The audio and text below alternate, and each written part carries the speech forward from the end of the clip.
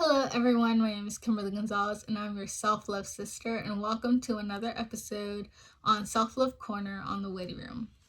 Now for this week's episode, I want to share with you guys some of the comments that people commented on my Instagram and TikTok post. Because I posted something that said, what advice would you give to someone who is recently diagnosed with an autoimmune disease, chronic illness, a disability? What advice would you give to them? And my followers came through. People really left amazing comments on them, and there is a lot, so I highly recommend you guys go through with them at strong_self-love to go read all of the comments, but I'm just gonna kind of summarize some of the comments. So the first one I got was leaning into your faith. Now, I really agree with this. I know earlier when I first got diagnosed with stuff, I was having like a kind of like a battle of like, well, should I believe in him? You know, if he was true, like he wouldn't have given me this. Like, this is so hard. I was 12. And so that's, I mean, having an autoimmune disease is super difficult.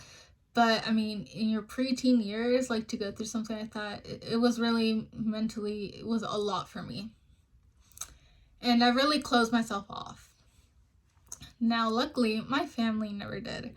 And I really, really appreciate them because they were constantly reminding me that God exists. And I mean, that's true. I've had a lot of health scares that really I shouldn't be here. Just logically thinking, like, 2 strokes at 21, I was 98 pounds. Like, you don't think someone's gonna live through that, and here I am. So I know there's a God, and if you're not really strong based, I hope that you find someone, whether that's a family member, a friend, someone that you can trust, to just kind of openly talk about it. And for me, that is God, because I feel, or I know that he's anywhere with me. Like, we used to go to church every week before 2020. After 2020, we don't go as much, but obviously when we do, well, you go in there to pray, but you can also pray from your house. And, sometimes me and my mom are just sitting on the couch, just listening to the mass and stuff. And I mean, he's everywhere. He can hear. And, every time I go before surgery, I have someone kind of come and pray for me just in case something ever happens, or even though that I'm more than confident that nothing will go bad, nothing will happen. But I would like, just some reassurance sometimes. It's like, hey, everything's going to be okay. It's just simple surgery. You're going to be fine. So I really agree with that one. Again, having close family and friends, someone that you can trust to talk to, having laughter. And for those of you that know me, I love dark humor. I love comedy shows.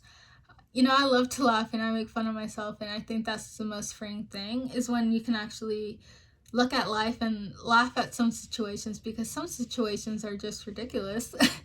And I think that's what has helped me overcome a lot of these tough times, is because I can look and laugh and make fun of myself. Like, I'll share this with you guys. A while ago, I went to Cancun with my family, so my cousins, not my parents, but like my cousins. I remember this guy was so drunk, and which is fine. I mean, hey, you're going to Cancun, like, of course you're gonna get drunk. But everyone was drinking, everyone was having a good time. Of course, I don't drink because I'm on medication. But he was like, hey, why don't you come dancing with us? And I was like, no, I'm really tired. So I was just gonna go back to the room, and everyone else goes have fun. But they were dropping me off first. And so they were nice. They were nice because I know they were drunk, and everyone kind of walked me back to my room, which I loved. But in a comment, he was like, he just kind of looked at me, and he was like, your hands, they're like little T-Rex arms. And, to me, I thought that was funny. I know that other people would have probably made a face or something, but I was like, well, it's funny. I'm like, and he's drunk. Like, I know he doesn't mean it. And it's true. Of course, I never brought it up or the next day, but he was, like, when he was sober, he was super respectful. So I know it didn't come from a place of hatred. It was just super funny. And I think those type of comments and that mentality that I have has helped me overcome, because even if you do say it with malintention, it's all about how you take it. And I took it funny. It was super funny to me. And, me and my sister still laugh at this day. We're like, hey, you remember that guy that called you a T-Rex? And it's just a funny story now. But I think it all has to do with mindset. If you practice gratitude every single day, and just because you're alive, and I mean, it's another day that you can change your perspective. And on another topic of that, someone left a comment that self-love, and that's the whole, yeah, I definitely have to agree. I mean, my username is self-love. But self-love doesn't mean that you're positive every single day, that you don't have hard days. To me, self-love means that you do know what you're capable of, and that you allow yourself to give permission. So there's a week sometimes that I'm just like, oh my gosh, I'm doing so well, like I can get through everything, all my errands that I have to do, I make content like crazy, and I take advantage of when I feel good, because maybe the next week I have a burnout, and I used to feel super guilty for resting. Versus now, I'm just like, okay, I need to pace myself. And instead of going all week, powering through everything, I do like one day, if I can, I do everything that I have to do, whether it's chores, content, replying to emails, and the next day I rest. And it started before. I was always like one of those people that always had something to do. So when I was in school, I would have extracurricular activities. I was one time it was like orchestra, cheerleading, and then like when cheerleading was done, I had orchestra, and then volleyball conditioning. Like it was always something that I had going on. After school activities, like clubs, like I was in French club, like it was just a lot. And so for me, my parents never said, hey, you need to, slow down and do this. Like they always said, well, if you can, do it. And if you can't, that's fine. And so they always allowed me to make those decisions myself. And that, I think that was the best piece of advice they could have given me growing up, because it allowed me to make choices by myself. And even though, like, obviously, like, they would be kind of like on the side, like, hey, you need to rest, you need to do this, but they would never tell me, hey, rest, because then I think as a child, someone can be like really stubborn and not want to rest. And so they always allowed me to make those decisions, and if I felt good, and if I felt like I can do something, they were always like super understanding. They always wanted me to do everything, which I'm so grateful for, because I mean, I don't know what kind of parents that God blessed me with, but I think that they have handled my illness the best way that they possibly could, and they never made me feel like that was different. They never told anyone like, oh, hey, remember, she's disabled, so she has to be treated a little differently. They always treated me fine. They always treated me quote unquote normal, and that has allowed my family to also see me as normal, and they never make me feel guilty or anything. And I think that's why I have so much confidence in who I am today. So credit to my parents, credit to my younger sister as well, because she never made her like, I know that she's younger and she had friends, and I know they could tell that something was wrong with me, but they never made me feel bad. They always, I mean, I don't know if I've just been lucky that they never made me feel different, and they never treated me differently. They totally understood when I couldn't do something, cancel plans last minute.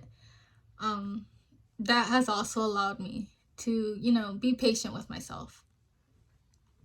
Another question is going to the gym, getting some physical activity.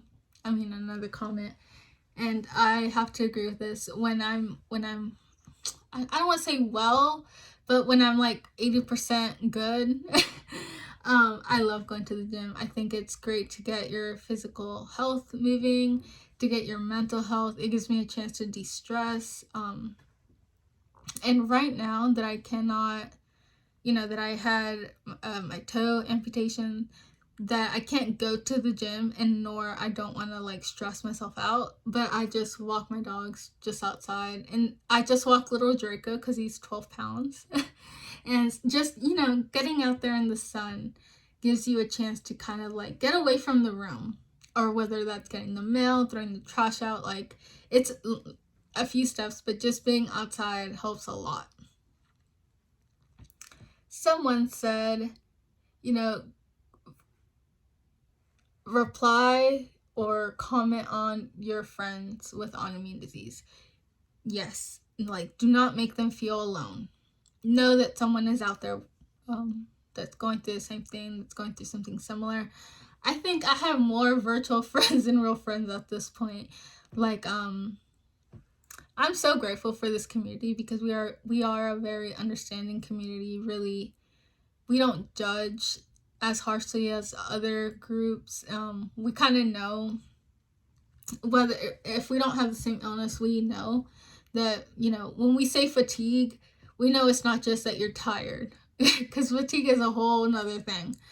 Or when we say like we're really burnt out, it's not that we're burnt out, we have to take a nap for like an hour and then we'll be fine. It's like we need like a 17-hour nap. So I'm really grateful for this community. And the last comment that I'm gonna read is having a furry friend. Whether that's a cat, a dog, a hamster, whatever you have, I 100% agree with this. And I'm very lucky. When I'm sick, or like when I'm injured, I should say, when I have a flare-up, my family is, wonderful when it comes to taking care of the dogs, and people, my family understands that. When I'm well, I worry about them, but when, I'm not, they allow me to like rest, and I still have my furry friend. But they have an understanding that others don't have. Like, I know for me personally, like my parents work, my sister works, my mom's doing some errands or something. So sometimes I'm just, in my bed, and my mom will be downstairs. And I just sometimes feel alone, even though I know that she's here. I just maybe sometimes want to talk to someone and not feel judged, not having any opinion, like someone just listening to me. And, Draco, which is my dog, he's there for me. So poor little thing. He is my supportive dog. He licks my hands, and he doesn't make me feel any different. Because at the end of the day, as long as you feed a dog, he'll be faithful to you. And they don't see that you're disabled, or that you're walking, that you're not normal. I mean, if I can take him out and give him treats and food, he's happy. So I have to agree with that one.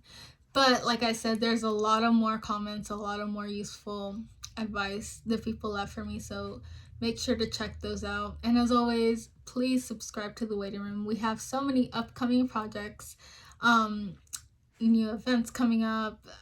I mean, it's a wonderful, wonderful community. And I highly encourage you guys to follow them on Instagram as well. Of course, subscribe and comment. And please don't hesitate to reach out to me if you have any questions, any video ideas that you would like to see in the future. Let me see. I'm thinking. I think that's it for the meantime. But I'll just leave with this. Please comment something that you're grateful for below on this video, because I want to know what's something that you're grateful for. There's always something to be grateful for every single day, and for me, it's the opportunity to hopefully make it to the end of the day. That's what I'm grateful for. I'm grateful for my family, my friends, and my dog. So yeah, let me know. I'll see you next time. Bye.